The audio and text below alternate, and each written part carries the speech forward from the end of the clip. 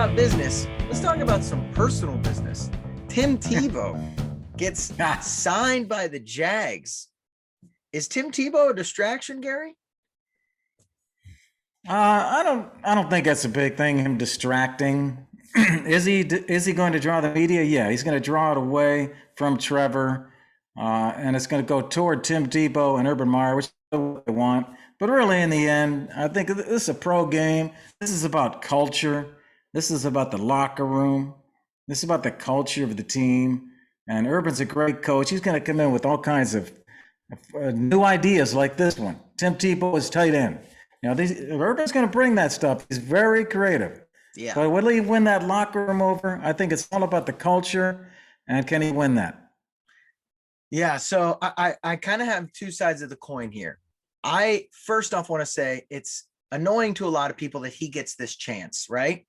But that's football, man. It's all about who you know. That's life. It's all about who you know over what you know. So being a personal business here, I don't mind him bringing in someone that he knows from a past coaching job. My only problem is Tebow is a distraction. The one guy is Tim Tebow. You can't bring him in. And your first big decision as an NFL head coach you've ever made is bringing in the most polarizing NFL player ever. And a guy who hasn't played in 8 years. You're not only going to lose the locker room, but you're going to lose your credibility. And now your face of the franchise is no longer your rookie quarterback projected to be the next John Elway. It's instead your 17th string tight end, Tim Tebow. Yeah. Now, I think we're kind of agreeing. And overall, in the big picture, I think you look at Jacksonville, they won one game last year. You look at their division, you got Indy and Tennessee, both at 11-5. And Jacksonville won one game. Okay, so if you want to be successful in this division, you got to play at that Indy, Tennessee level if you're Jacksonville. And Tebow's not going to make that difference. It's going to come from the whole rest of the team. Are they good tacklers, and can they catch the ball, and all the fundamentals? Can they play at that Indy level? Like I said, I agree with you there. And let's get started here. Trevor Lawrence better get used to losing. This guy's only lost 4 times ever as a starter in high school and college. Get used to losing, son, because you're probably going to lose 4 games in your first 4 games. Okay.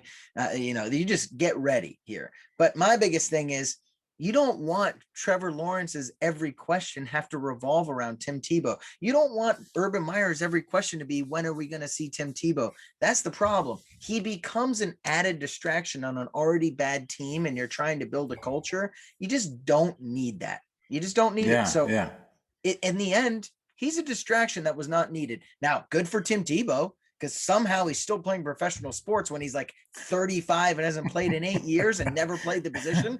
Good for him, and all more power to him. But, if I was a player on the team, I'd be pissed purely because it's a distraction. I don't care that he's going to be a tight end or that he took someone's roster spot. I just think he's a distraction.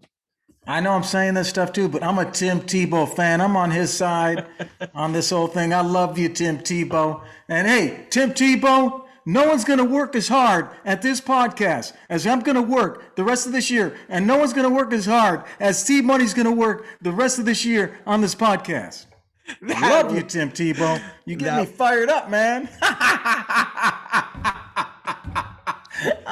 That was an amazing impression there. That was unbelievable. God. That was unbelievable. Hey, after all of that, Team Money could probably use a beer, so